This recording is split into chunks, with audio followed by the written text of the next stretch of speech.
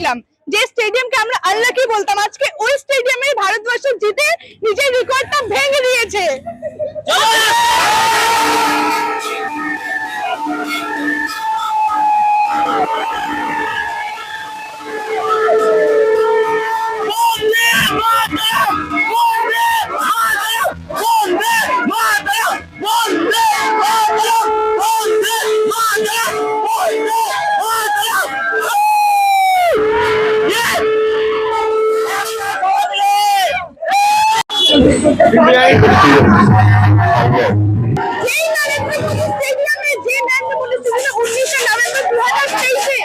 India ফাইনালে হেরেছিল, সেই স্টেডিয়ামে আজকে ইন্ডিয়া জিতে সেই রেকর্ডটা ভেঙে দিল।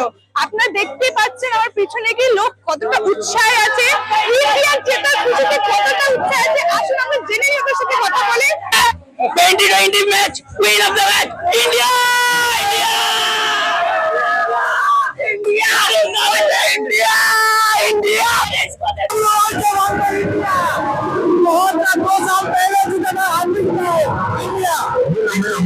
अच्छा लगा है जीत के।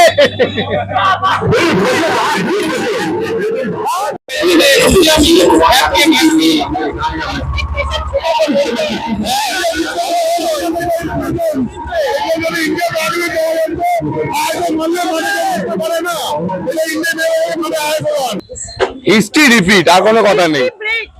হিস্ট্রি ব্রেক তো অলওয়েজ হিস্ট্রি ব্রেক।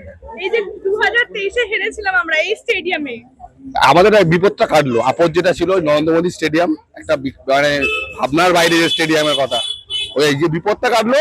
তিনটে পরপর দুটো হেরেছি আমরা আইসিসি টুর্নামেন্ট, 3 নম্বর জিততে পেরেছি, আমরা হ্যাপি। জিত মানে আমাদের এটা মানে বিশ্বকে জয় করে আমরা হারি দেখালাম না। ভারত আমরা একাই 100, একাই 100। ইন্ডিয়া ইন্ডিয়া ইন্ডিয়া ইন্ডিয়া সে দারুণ, কোনো কথা হবে না। ভারতবর্ষ জিন্দাবাদ। সঞ্জু স্যামসন আর হচ্ছে অভিষেক শর্মা। একদমই এই যে নরেন্দ্র মোদী স্টেডিয়ামে আমরা হেরেছিলাম ফাইনাল, সেখানে জিতে কেমন লাগছে? প্রথমে একটু ভয় লাগছিল, কিন্তু পরে যখন 200-250 রান টপকে দিল তখন আমাদের ভয় ছিল না। তখন জানি আমরা ইন্ডিয়া জিতবে, ইন্ডিয়া জিতবে, জিতবে। একবার আর বিশ্ব বিজেতা হয়ে ইন্ডিয়া দেখালো। ভিডিও জার্নালিস্ট দেবাঙ্গনের সাথে আস্থা, হিন্দুস্তান নিউজ পয়েন্ট।